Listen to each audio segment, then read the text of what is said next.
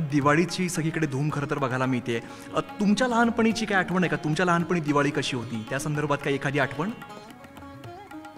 लहानपणी म्हणजे कसं व्हायचं ते सगळे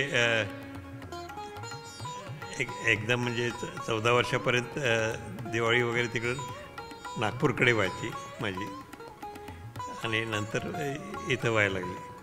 तर तिथं सगळे फॅमिली तिथं राहायची सगळी एका ठिकाणी. मग सगळ्यांचं स्नान असायचं दिवाळीच्या दिवशी, भाऊबीजेच्या दिवशी चुलत बहिणी वगैरे यायच्या. अशा तऱ्हेने ते तोही राहायचे. मग ओवाळणी वगैरे ते सगळं तो कार्यक्रम अजूनही होतो आहे, पूर्वी सुद्धा व्हायचा. बरं, तुम्ही साठी आणखीन मध्ये पाडवाही येतो ना, पाडव्याला सुद्धा